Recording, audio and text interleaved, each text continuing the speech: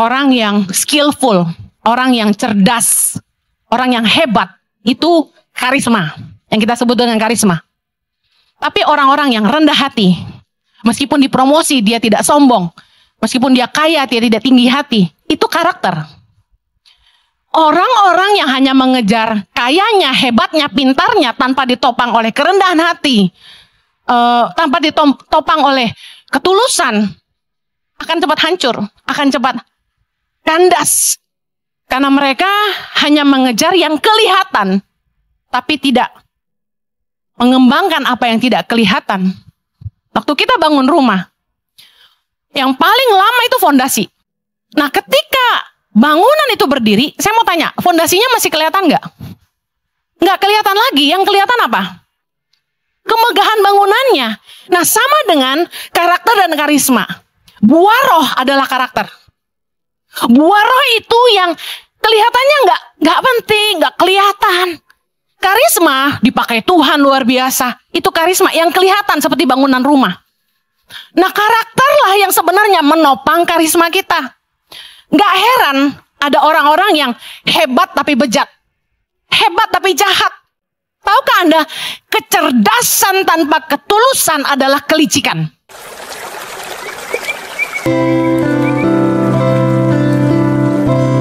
Saya mau bacakan dalam Matius 3. Yohanes Pembaptis mengatakan dalam Yohanes 3 seperti ini di ayat ke-8. Jadi hasilkanlah buah yang sesuai dengan pertobatan. Ayat 10 dikatakan gini. Kapak sudah tersedia pada akar pohon. Dan setiap pohon yang tidak menghasilkan buah yang baik pasti ditebang dan dibuang ke dalam api. Ayat 11. Aku membaptis kamu dengan air sebagai tanda pertobatan, tapi ia yang datang kemudian daripadaku lebih berkuasa daripadaku, dan aku tidak layak melepaskan kasutnya. Ia akan membaptis kamu dengan Roh Kudus dan dengan api. Ayat 12. Alat penampi sudah di tangannya. Ia akan membersihkan tempat pengirikannya dan mengumpulkan gandumnya ke dalam lumbung. Tetapi debu jerami itu akan dibakarnya dalam api yang tidak terpadamkan. Yohanes Pembaptis mengatakan bahwa Yesus yang membaptis kita dengan Roh Kudus dan dengan api. Api bicara proses pemurnian ya. Kemudian banyak orang Kristen yang memperdebatkan tentang tanda orang dipenuhi Roh Kudus, yaitu berbahasa roh. Saya pernah cerita, gara-gara kebodohan inilah, padahal di firman Tuhan dijelaskan bahwa kita tidak boleh berdebat tentang hal-hal ini. Nah, tapi karena perdebatan inilah, kekristenan terpecah belah begitu banyak. Dan saya pernah konflik sama teman baik saya dari SMA, cuma perkara dia lahir baru di gereja yang tidak berbahasa roh, dan saya berbahasa roh. Dan saya, Henny Kristianus yang masih kanak-kanak waktu itu, sok menghakimi dia karena dia tidak berbahasa roh. Nah, hari ini saya mau katakan bahwa kalau ada yang berbahasa roh maupun tidak, Anda tidak usah pusing itu. Fokus kita adalah gini, berbuah roh. Buah lebih penting daripada apakah orang itu berbahasa roh atau tidak. Yang setuju katakan amin.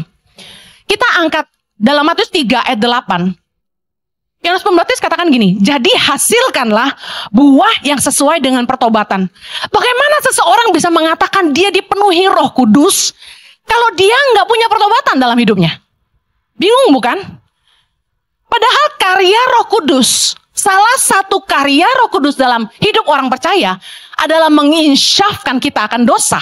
Dalam Yohanes 16 ayat 8. Bahwa salah satu tanda seseorang mengalami jamahan Roh Kudus, baptisan Roh Kudus, adalah dia mengalami yang namanya pertobatan yang sejati. Katakan amin.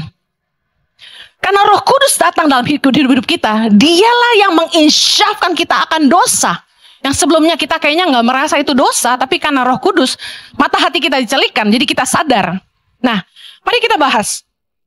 Yang berikutnya adalah gini, banyak orang lebih mengejar karunia-karunia Roh Kudus daripada buah roh itu sendiri. Why? 1 Korintus 14 ayat yang pertama dikatakan gini. Baca sama-sama. Kejarlah kasih itu dan usahakanlah dirimu memperoleh karunia-karunia roh, terutama karunia untuk bernubuat. Baca, mana yang dikejar, mana yang diusahakan. Kejarlah kasih. Kasih salah satu dari buah roh. Tapi dikatakan usahakanlah dirimu memperoleh karunia-karunia roh. Nah, apa sih bedanya? Ini saya mau bahas. Karisma tanpa karakter akan menghancurkan orang-orang hebat dan orang-orang kuat. Kita sering dengar bahwa orang yang skillful, orang yang cerdas, orang yang hebat, itu karisma. Yang kita sebut dengan karisma. Tapi orang-orang yang rendah hati, meskipun dipromosi dia tidak sombong, meskipun dia kaya dia tidak tinggi hati, itu karakter. Orang-orang yang hanya mengejar kayanya, hebatnya, pintarnya tanpa ditopang oleh kerendahan hati, tanpa ditopang oleh ketulusan, akan cepat hancur, akan cepat kandas. Karena mereka hanya mengejar yang kelihatan, tapi tidak mengembangkan apa yang tidak kelihatan. Waktu kita bangun rumah, yang paling lama itu fondasi, bener nggak? Tangan Pengharapan lagi bangun sekolah berasrama untuk putra di daerah Simponi sana di Kelapa Gading. Lama banget saya nunggunya tuh kayak kapan ini naiknya, dari sebelum ke Australia sampai pulang masih begitu aja. Fondasi itu lama. Nah ketika bangunan itu berdiri, saya mau tanya, fondasinya masih kelihatan nggak? Nggak kelihatan lagi, yang kelihatan apa? Kemegahan bangunannya. Nah sama dengan karakter dan karisma. Buah roh adalah karakter. Buah roh itu yang kelihatannya nggak penting, nggak kelihatan. Karisma dipakai Tuhan luar biasa. Itu karisma yang kelihatan seperti bangunan rumah. Nah karakterlah yang sebenarnya menopang karisma kita. Nggak heran ada orang-orang yang hebat tapi bejat. Hebat tapi jahat. Tahukah Anda, kecerdasan tanpa ketulusan adalah kelicikan. Saya ulangi, kecerdasan tanpa ketulusan adalah kelicikan. Anda ingat Sakeus? Sakeus itu bertubuh pendek. Dia ketika lihat banyak kerumunan mengelilingi Yesus, apa yang dia lakukan? Dia naik pohon. Among those people, saya yakin banyak banget crowd di situ. Kenapa cuma Sakeus yang kepikiran? Lah kalau gua susah nyelipnya, mending gua naik pohon aja. Katanya loh ya, bukan kata saya. Orang pendek itu banyak akalnya. I'm okay if you are banyak akal. Kita lihat anak-anak kecil yang banyak akal, kita bilang apa? Pinter. Tapi kecerdasan tanpa disertai dengan ketulusan akan membuat Anda jadi orang licik. Lihai. Seperti ular. Mari kita lihat. Saya minta tim media kemarin bikinkan 2 diagram ini. Mudah-mudahan kelihatan ya. Oke, sebelah kiri itu karunia roh. Dalam 1 Korintus 12 ayat 8 sampai 10. Itu ternyata ada 9 dituliskan di situ. Mari baca. Berkata-kata dengan hikmat. Berkata-kata dengan pengetahuan, iman, karunia untuk menyembuhkan, kuasa untuk mengadakan mujizat, karunia untuk bernubuat, karunia untuk membedakan roh, karunia untuk berkata-kata dengan bahasa roh, karunia untuk menafsirkan bahasa roh. 9 ini adalah karunia-karunia roh. Dikatakan usahakanlah kita punya ini. Tapi saya kasih tahu, nggak mungkin satu orang punya semua. Setuju? Mari lihat Anda punya yang mana. Kalau saya misalnya, saya punya karunia hikmat, berkata-kata dengan hikmat ya. Saya katakanlah pintar nyusun kata-kata gitu, misalnya gitu. Kayak Mata Natsua gitu, dia punya karunia hikmat tuh. Nah, kata-kata dengan pengetahuan, punya iman. Ternyata iman juga salah satu karunia loh. Ya, meskipun kita semua orang beriman, kita punya iman, tapi orang yang punya karunia iman ini luar biasa. Kemudian karunia untuk menyembuhkan, gak banyak orang punya, tapi kalau punya, luar biasa. Kuasa untuk mengadakan mujizat, karunia untuk bernubuat, karunia untuk membedakan roh, berkata-kata dengan bahasa roh, dan karunia untuk menafsirkan bahasa roh. Nah lihat, yang sebelah kanan, itu buah roh. Dalam Galatia 5 ayat 22 sampai 23. Baca sama-sama. Kasih, sukacita, damai sejahtera, kesabaran, kemurahan, kebaikan, kesetiaan, kelemah lembutan, penguasaan diri. Kalau Pastor Jojo khotbah ini secara teologi dia akan bagi jadi 3 segmen, tapi menurut saya terlalu pusing. Dibagi begini jadi lebih kelihatan. Kanan karakter, kiri karunia. Ya, karisma. Nah, jangan sampai sebagai orang Kristen, kita lebih ngejar pemakaian Tuhan. Karunia-karunia roh. Karena kalau Anda perhatikan, karisma yang tampak di luar ini, sifatnya pelayanan kepada orang lain. Betul? Hanya menjadi berguna ketika digunakan di tengah jemaah. Tetapi, buah roh, ini yang ada di dalam. Orang nggak bisa lihat, tapi orang bisa merasakan. Nah, pertanyaan saya, pohon kan nggak bisa makan buahnya sendiri, bukan? Siapa yang bisa merasakan buah roh Anda? Pertama, orang-orang terdekat. Setuju? Nomor 1 siapa? Pasangan. Kalau belum nikah, orang tua, teman dekat. Kemudian, keluarga, anak-anak, keluarga besar. Lalu kemudian, karyawan, teman sekerja, rekan sekerja. 3 kelompok orang terdekat inilah yang harusnya bisa merasakan apakah Anda punya buah roh atau tidak. Setuju? Kalau yang di luar sana hanya bisa melihat kita dari karunia roh. Anda tidak kenal saya secara pribadi kalau kita tidak dekat banget. Betul? Anda hanya bisa menilai saya dari karunia roh saya. Oh, Bu Heni punya karunia kata-kata hikmat. Setuju ya, bukan ngangkat-ngangkat diri sendiri ya. Nah, tapi suamiku ya, yang terganteng sedunia di dunia dan di akhirat yang bisa merasakan apakah saya punya buah roh. Jangan hanya kejar penilaian orang banyak, tapi pastikan orang terdekat Anda bisa melihat buah roh Anda. Kenapa? Orang hebat dan orang kuat hancur karena tidak punya karakter, tapi hanya punya karisma. Mari kejar buah roh. Tanya sama pasanganmu. Tanya sama anak-anakmu. Tanya sama keluargamu. Orang terdekatmu. Saya udah punya buah roh belum? Nah, buah roh ini menariknya gini. Firman Tuhan berkata, Yesus bilang gini, ranting tuh nggak bisa berbuah kalau nggak melekat pada pohon.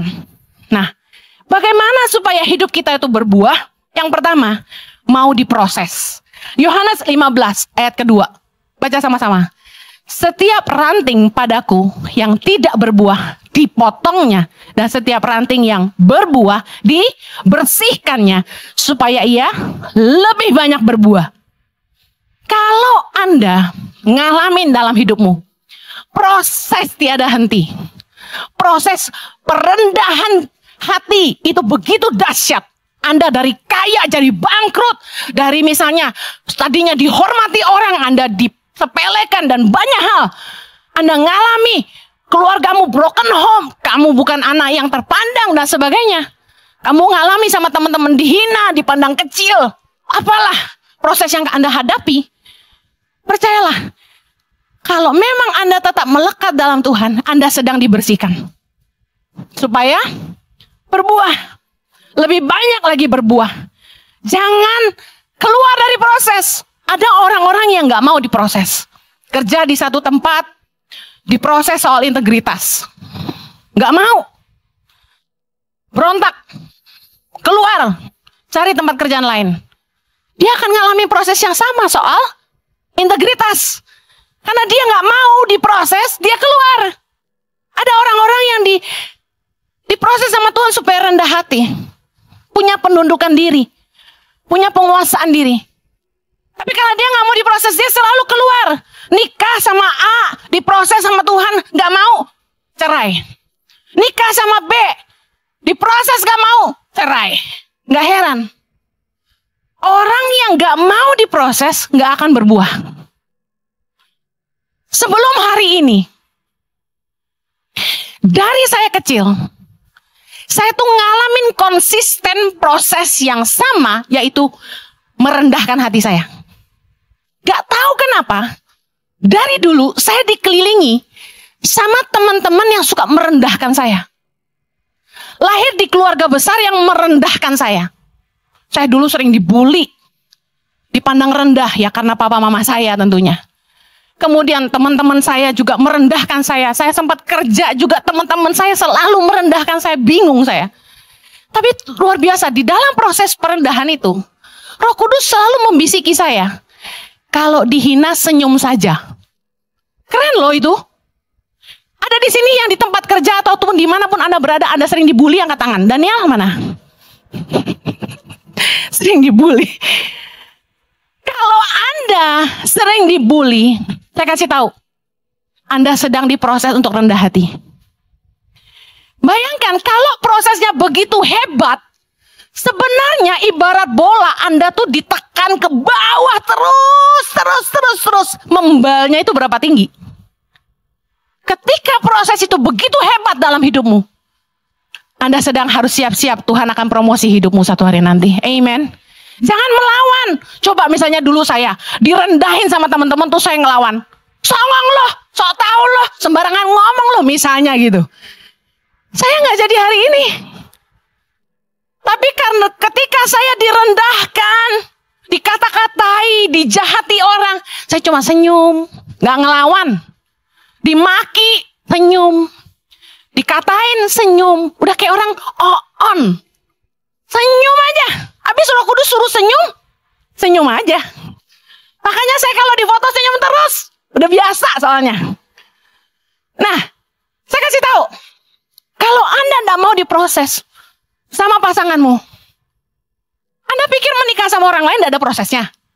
Anda nggak jadi nikah sama yang A, Anda nikah sama yang B, prosesnya sama lagi. Intinya kita harus mau diproses. Anda nggak mau belajar submit sama pemimpinmu di tempat A, Anda akan ngalamin proses untuk submit di tempat kerjaan yang baru. Anda akan diproses lagi tempat yang berikutnya kalau Anda nggak mau menang di situ. Amen. Anda nggak mau belajar jujur di satu tempat, Anda kerja dimanapun Anda nggak akan jujur.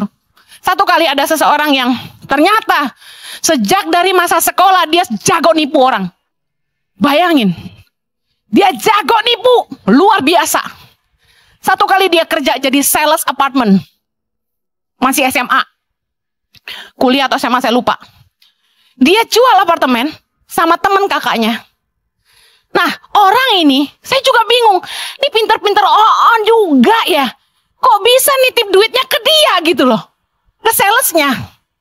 Lah kenapa nggak disetor langsung ke rekening itu kan ya? Saya bingung, home loan kan ada sistemnya. Kenapa bisa begitu? Bayarnya ke salesnya. Titip duit ke salesnya. Begitu harusnya lunas, ditanya kunci apartemen mana? Gak ada. Apartemennya bodong, nggak pernah dibayar. Jadi duitnya dipakai dia semua ratusan juta. Hampir dijeblosin penjara.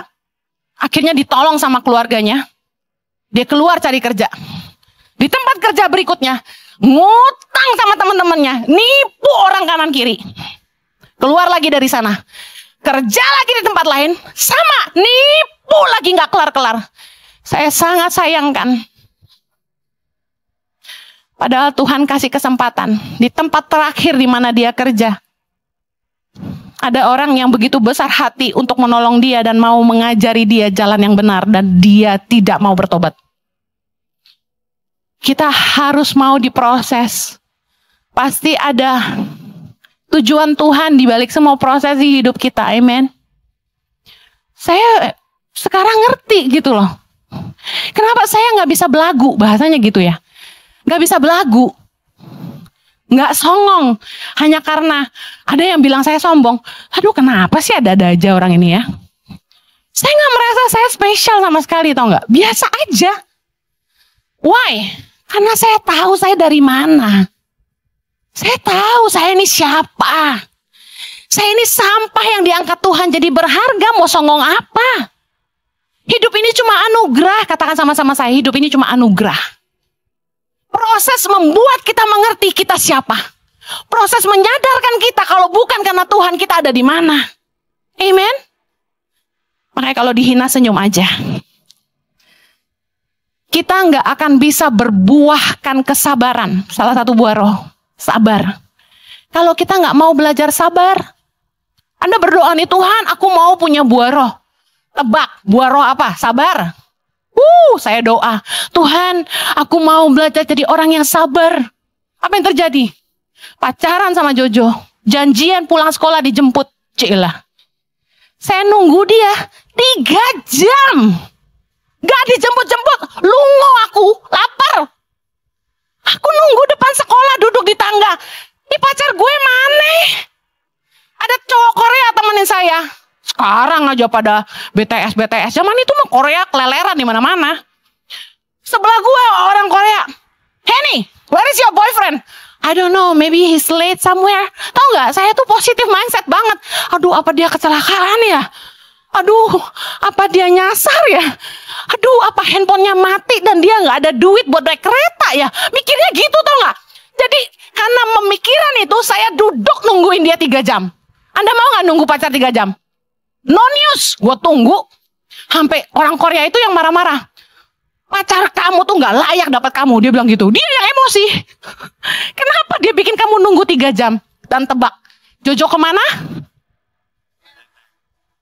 Tidur. Suabar aku iki. Kelihatannya saya nggak sabaran ya. Anda harus tanya orang rumah saya.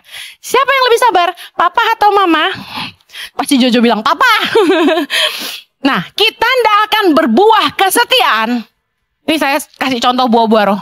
Buah roh. Kalau kita ndak mau belajar setia. Dulu saya tuh playgirl tengek. Ya, kalau playboy tengek, ini playgirl tengek. Susah setia. Selalu kelain hati. Sungguhan. Saya pacaran sama Jojo tuh masih ada aja gitu. Nakal-nakalnya gitu ya. Nah, udah tobat loh itu ya kan ya. Dia sampai gemes sama saya. Sampai satu hari dia ultimatum sama saya masih ingat.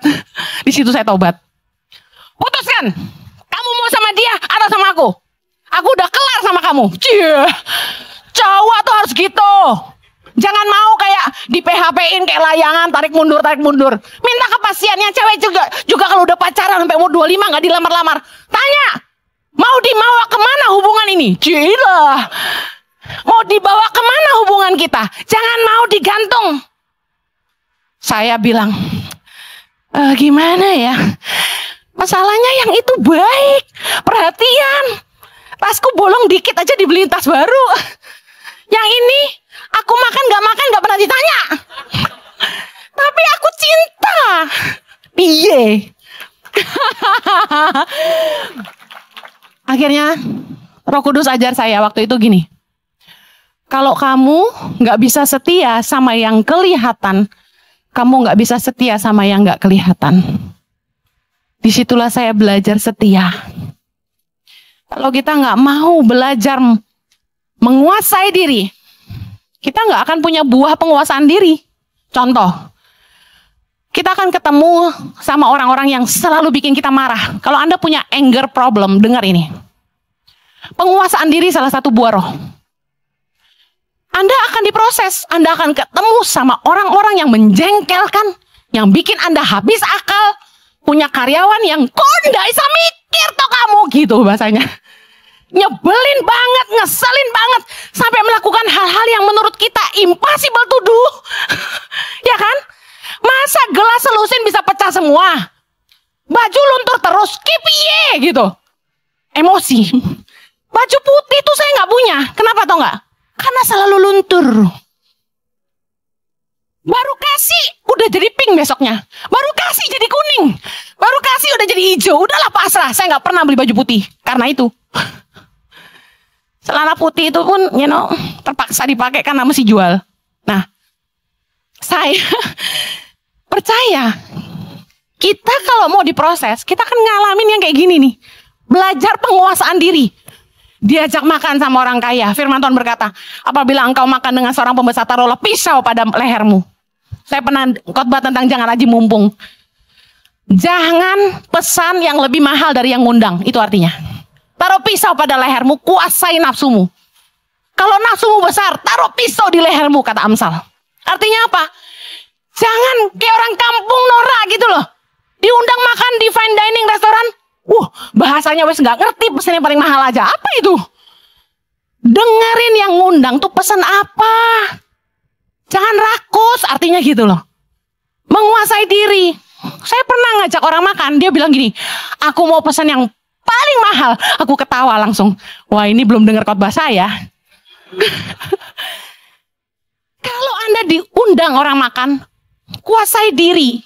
Karena orang bisa menilai Anda orang serakah atau tidak dari cara Anda makan.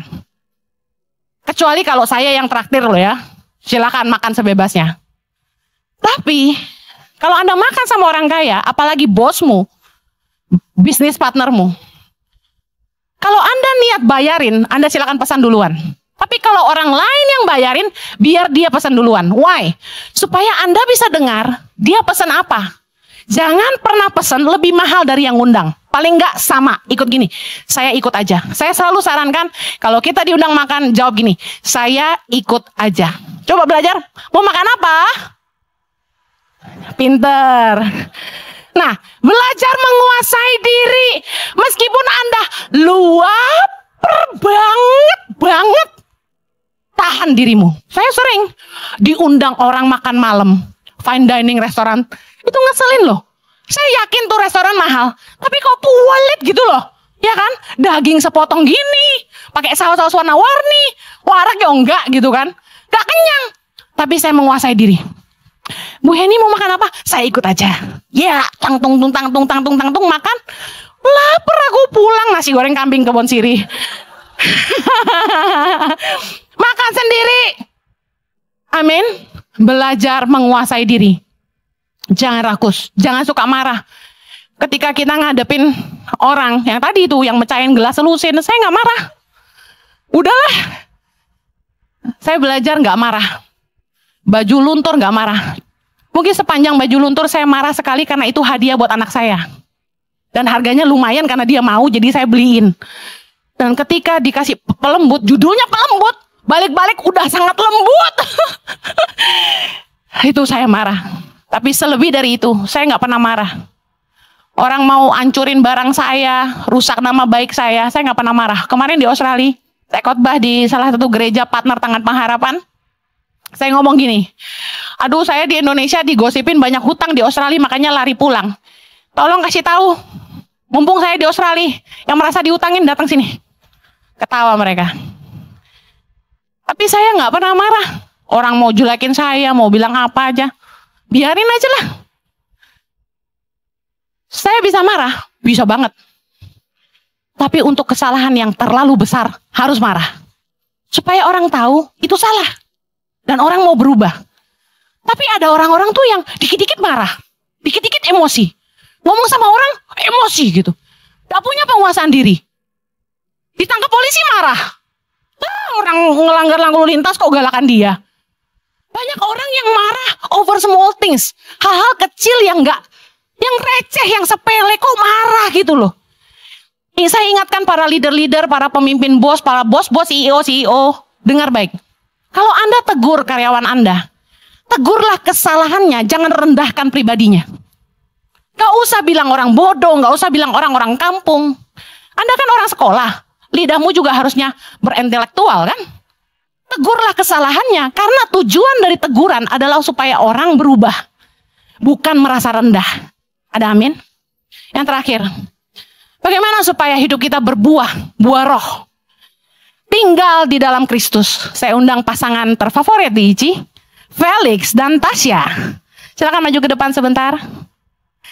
Yohanes 15 ayat 5. Baca sama-sama. Akulah pokok anggur dan kamulah ranting-rantingnya. Barang siapa tinggal di dalam aku dan aku di dalam dia, ia berbuah banyak. Sebab di luar aku, kamu tidak dapat berbuat apa-apa. Kalau Anda mau berbuah, Anda harus tinggal dalam Kristus. Saya umpamakan Felix ini pohon. Tasya ranting. Kamu tahu film Titanic kan? Ini oke. Ayat 7. Sambil baca ayatnya. Jikalau kamu tinggal di dalam aku dan firmanku tinggal di dalam kamu, mintalah apa saja yang kamu kehendaki, kamu akan menerimanya. Nah, bagaimana kita berbuah? Pertama, kita harus tinggal dalam firman. Tangan kiri pegang. Awas yang lukanya jangan dipegang. Bukan perutnya, tangannya, Lik. Gini loh, kamu pegang tangannya terus taruh gini. Yes. Nah, Tasya harus hidup melakukan firman Tuhan. Supaya dia tetap melekat pada Felix. Ya kan? Felix ceritanya Tuhan, Tasya manusia. Tasya harus hidup dalam firman Tuhan supaya dia tetap melekat pada Tuhan. Nah, dikatakan firman Tuhan, jikalau kamu tinggal di dalam aku dan firmanku tinggal di dalam kamu. Yang kemudian ayat 8. Demikianlah Bapakku dipermuliakan, yaitu jika kamu berbuah banyak. Kemudian ayat 9. Seperti Bapa telah mengasihi aku, demikian aku juga telah mengasihi kamu. Tinggallah di dalam kasihku itu. Ayat berikutnya dikatakan gini. Ayat berikutnya. Jikalau kamu menuruti perintahku, kamu akan tinggal di dalam kasihku. Tadi Tasya sudah tinggal dalam firman. Kemudian Tasya tinggal dalam kasih. Seperti aku menuruti perintah Bapakku dan tinggal dalam kasihnya. Semuanya itu kukatakan kepadamu supaya sukacitaku ada di dalam kamu dan sukacitamu menjadi penuh. Inilah perintahku, yaitu supaya kamu saling mengasihi seperti aku telah mengasihi kamu. Kata kuncinya, hidup dalam firman dan tinggal dalam kasih. Bisa mengerti? Dua hal inilah yang membuat Tasya sebagai manusia melekat pada Felix sebagai Tuhan. Kalau Anda tidak hidup dalam firman dan Anda tidak hidup dalam kasih, Anda terpisah dari Tuhan. Ini yang Yesus ajarkan sama kita. Nah, ketika Felix melekat dengan Tasya, seperti kita melekat pada Tuhan, Tasya berbuah banyak. Makanya dia punya anak namanya Zah, punya anak namanya Zi, dan anak lain-lainnya. Ada amin? Jangan amin katanya. Jangan dilepas, belum selesai. Buahnya apa tadi? Kasih, sukacita, damai sejahtera, kebajikan, kemurahan, penguasaan diri, kesetiaan, kesabaran. Ya, semuanya itu dihasilkan karena Tasya hidup dalam firman dan kasih dan melekat pada Tuhan. Itu yang Yesus ajarkan sama kita. Nah, jangan dilepas ya Felix. Kapan lagi ngerjain kamu? Nah, gambaran ini sebenarnya gini. Apa yang bisa membuat kita mau mengampuni waktu orang sakitin kita? Ini secara manusia loh, logikanya. Orang nyakitin kita, kenapa kita masih ngampunin, betul? Kenapa? Karena Tasya tinggal dalam firman. Yesus berkata dalam firman Tuhan, Matius 6 ayat 15. Tapi jikalau kamu tidak mengampuni orang, Bapamu juga tidak akan mengampuni kesalahanmu. Tasya hidup dalam ayat ini. Karena itu Tasya memilih mengampuni. Sebagaimanapun orang menyakiti Tasya, orang jahatin Tasya, merendahkan Tasya, menolak Tasya, Tasya sakit, terluka, tapi dia tidak lepas dari Tuhan. Karena dia mau lakukan firman. Karena dia memilih untuk mengasihi. Kemudian 1 Yohanes 4 ayat 20. Jikalau seorang berkata, aku mengasihi Allah, dan ia membenci saudaranya, maka ia adalah pendusta. Karena barang siapa tidak mengasihi saudaranya yang dilihatnya, tidak mungkin mengasihi Allah yang tidak dilihatnya. Saya yakin gini, bagaimana buah kesabaran, penguasaan diri, Tasya nggak marah, kasih, kebaikan, kemurahan, itu bisa dilahirkan dari hidup Tasya. Karena Tasya memilih melakukan firman Tuhan untuk hidup dalam firman dan hidup dalam kasih. Iblis akan berusaha. Ingat, iblis itu seperti singa yang mengaum-ngaum di sekeliling kita dan berusaha membuat Tasya sakit hati. Membuat Tasya sakit hati. Membuat Tasya terluka. Berusaha menjauhkan Tasya dari melakukan firman supaya Tasya keluar dari Tuhan. Ini yang sebenarnya kenapa Yesus mau kita hidup dalam firman. Karena dengan kita belajar terus mengampuni, mengasihi orang lain yang menyakiti kita, memberkati musuh kita, kita tetap tinggal dalam Tuhan dan hidup kita terus berbuah. Yang saya lakukan bersama suami saya, ketika orang berusaha menjegal kaki kami, mencelakakan kami, menjatuhkan kami, menjahati kami, Anda nggak tahu seberapa banyak masalah yang kami hadapi dalam hidup kami. Tapi kami terus fokus sama Tuhan. Kami terus mengampuni. Kami terus melepaskan berkat. Kami terus berusaha fokus sama apa yang Tuhan mau dalam hidup kami. Saya kasih tahu, ini yang membuat hidup kami berbuah. Kami terus jadi berkat buat banyak anak-anak Indonesia. Kami terus dipercaya Tuhan pelayanan yang semakin besar. Karena kami tidak mau keluar dari Tuhan. Tapi ketika Anda memilih, that's it, gak ada Tuhan-Tuhanan. Doa gue gak dijawab. keluar dari firman. Gak ada ikut-ikut firman Tuhan lagi. Gak ada kasih-kasih. Apa tuh kasih? Percuma. Baik sama orang balas dengan kejahatan. Kita nolong orang balas kebaikan kita dengan kejahatan. Bukannya tahu diri, tapi orang gak tahu diri. Seringkali kita gitu kan? Kita keluar dari firman. Kita keluar dari kasih. Kita terpisah dari Allah. Dan hidup kita jadi tidak berbuah. Thank you Felix Natasha. Kalau Anda ingin Anda berbuahkan kasih, sukacita, damai sejahtera, kebaikan, kemurahan, penguasaan diri, kesabaran, kelemah lembutan. Yuk, mau diproses sama Tuhan. Dan jangan keluar dari firman. Jangan keluar dari kasih Tuhan. Belajar ngampuni orang yang bersalah. Belajar rendah hati biarpun engkau direndahkan. Belajar ngampuni biarpun engkau disakiti. Amen. Supaya kamu tetap tinggal dalam firman dan kasih. Saya yakin buah-buah roh akan lahir dari hidupmu dan hidupmu akan jadi berkat bagi banyak orang. Yang mau katakan amin. Mari kita berdoa. Bapa di sorga, kami tahu firman-Mu ya dan amin. Kami mau belajar tinggal dalam Tuhan. Melakukan firman dan hidup dalam kasih. Dan kami mau bersama Tuhan lewati semua proses yang kami harus alami dalam hidup kami. Yang kami tahu bahwa kalau kami keluar jadi pemenang, hidup kami akan berbuah lebat. Dan hidup kami jadi berkat. Biarlah kami boleh jadi berkat buat orang-orang yang terdekat dengan kami. Mereka bisa merasakan buah roh itu ada dalam kami Tuhan. Kami mau berbuat baik sama orang lain, bukan berbuat jahat. Kami mau sabar menghadapi orang-orang yang jahat. Kami mau menguasai diri kami ketika kami disakiti. Kami tidak mau benci. Tapi kami mau belajar ngampuni semua orang yang bersalah. Mari ambil waktu sebentar berdoa. Kalau ada di hatimu, yang hari ini engkau ngalamin hal-hal yang firman Tuhan katakan, yuk belajar yuk. Aku minta penguasaan diri Tuhan. Aku minta kesabaran. Aku minta kelemah lembutan. Tuhan berikan kami kemampuan untuk hidup dalam buah roh. Terima kasih Tuhan. Engkau dengar doa kami. Engkau dengar doa kami. Di dalam nama Yesus. Dalam nama Yesus. Yang percaya menerima sama-sama kita katakan.